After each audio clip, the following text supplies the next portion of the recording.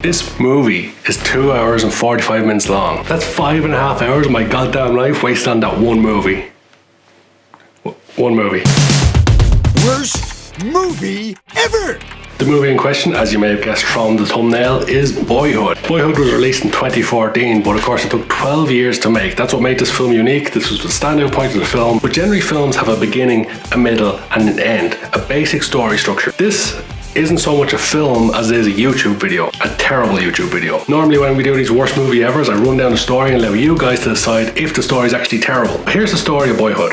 There's a boy, he grows up. The end.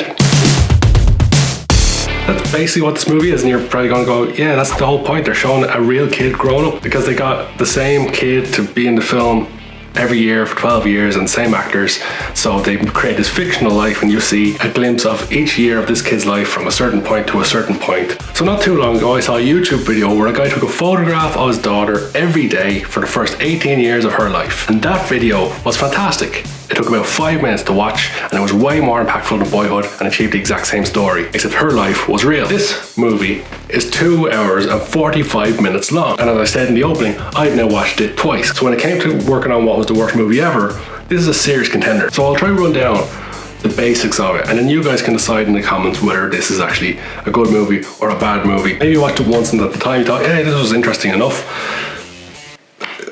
I don't know what's wrong with you, but okay. So I'll run down the very basic points, and normally this takes like 10 to 15 minutes. When you try and clips, it probably takes like 20 minutes. I'm assuming this is going to take like 5. So it starts out with the kid, and then we find out he's got a sister. His mother is a single mother, and that's the beginning. We see that his mom has a boyfriend who's kind of an asshole, and then they move house, and the kids don't want to move house, but they move house anyway, and so they're a year older. So they move because the mother wants to go back to college. Then we meet the kid's actual father. His real father is Ethan Hawke. Then the kids spend time with Ethan Hawke, and he brings them to their home, even though the mother doesn't want them to bring him home. She wants them to bring it to her mother, and then the two parents argue, and then the kids grow up again. So it's established that his two biological parents don't like each other. Then later, the kid goes to the mother's college class because she has nowhere else to put him, and he realizes that the mother is dating the professor. Then we skip forward a year, and the professor and the mother are after getting married. The kid now has 2 new step-siblings. Then they plant the seeds that the new stepdad's a bit of an asshole, and he's a bit of an alcoholic. Then the kids age up again, and we see further evidence that the stepdad is an alcoholic. And the 2 main kids go and spend more time with Ethan Hawke. Then they age up again, and the stepdad drags the kid to the barber and forces him to have his head shaved. Then the kid tells the mom about the haircut and how he was forced to do it, and she tells him that she'll look into it, or she'll talk to the stepdad that it wasn't okay. Then we see the kids age up again. We see a scene where the kid comes across his mother on the floor crying, and the stepdad standing over her, and it's basically established that he's being abusive. Then the mom disappears and leaves all the kids with the abusive stepdad. We then also find out that she's taken all his money, so it looks like she's gone, but then she comes back to the house, then she takes her own 2 kids away and leaves the 2 stepkids behind. I don't think we see them again. Maybe we do. One kid kind of looks similar throughout the film. Then they age up again. They're about 13, 14 now. Then they spend more time with Ethan Hawke. Like the main kid spends time with Ethan Hawke. They go camping. Now at this point in the film, we're about an hour in. Every age is about 5 to 10 minutes in the film. So things that do seem to be ticking by pretty fast. There's a fast pace to the film at this point because there's constant changes. So the kid's camping with Ethan Hawke, and then the next thing we see is they age up again. And the kid is like walking down a laneway, and some girl he goes to school with is cycling alongside him, and they're just talking about random stuff. It's horribly acted. Like you can tell the 2 kids, one of the kids in particular isn't an actor. At least at that point they weren't. They're both trying to just get out the lines that are on the paper. They're not trying to have a natural conversation. It doesn't feel natural. It's a very awkward scene to watch, and it just drags on. And this is where the film really starts to go downhill. So then we see scenes of like the kid is like drinking with friends at a campsite, and then all of a sudden there's another age up. Then we see the mother is actually a professor herself. She has her own class, and she invites a lot of her students over for like a party. At the party we see a soldier guy who later becomes the next stepdad. All the way through they show parts of the kid in school, and they show that he's kind of a shitty student. That is established throughout the film. So the new stepdad is now being established that he's also a bit alcoholic, and he's verbally abusive. He's not so much physically abusive as the other guy, but he's verbally abusive. And then they age up again. Then through a scene with the mother and the kid, it's revealed that she's divorced again. Now the main kid has a girlfriend, and they go on a road trip. After a couple of more age ups, the kid and his girlfriend break up. Then we see the kid has graduated high school. Then we see that his 2 biological parents do get on. The biological father was kind of like a deadbeat at the start, is now doing the better of the 2 biological parents. I don't know why that had to be established in the script, but it did. Then there's another age up and the kid is getting ready to go to college, and then the mom is really angry. Sending you off to college? You know what's next? Huh? It's my fucking funeral!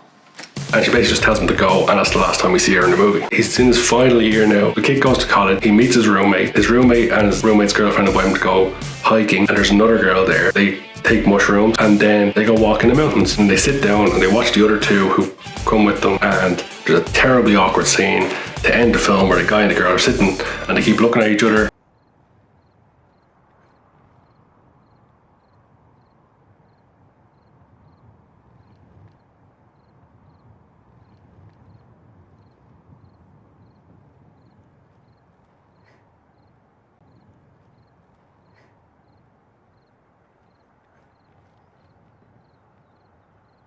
And the movie just cuts to black. So there's not a whole lot to this film, but the stuff that is there isn't great anyway. Especially in the later years, from like when he's like 14 to 15 on, everything is very slow paced and it just seems to get slower and slower and slower.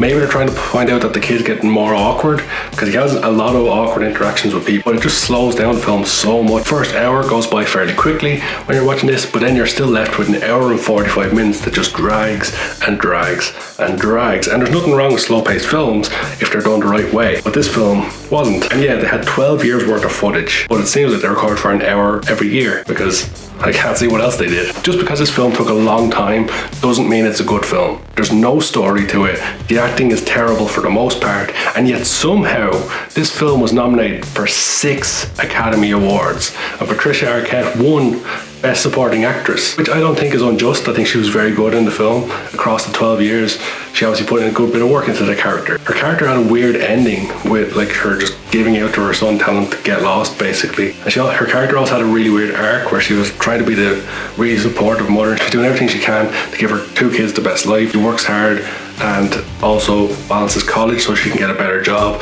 more income, and give the kids a better life. But ultimately she ends up with a string of ex-husbands, and she ends up alone by herself in a small apartment with no family around her because they all just abandon her. And even the daughter, just her story arc, like she has a lot of story at the beginning, and then in her later teens she just drifts away. But the character arcs aren't great, the acting's not great, and there's zero story to it. There's no beginning, middle and end. A definite contender for the worst movie ever. So throughout this film, there's various points where either the kid or the 2 kids have Ethan Hawke time. The scene when the kid goes camping with Ethan Hawke asks the kid, so you think there's going to be another Star Wars movie? The 2 of them start talking about whether there's going to be another Star Wars, and the kid is talking about how there couldn't be another one after Return of the Jedi, because that wouldn't make sense. There's not a whole lot of story to fill in there.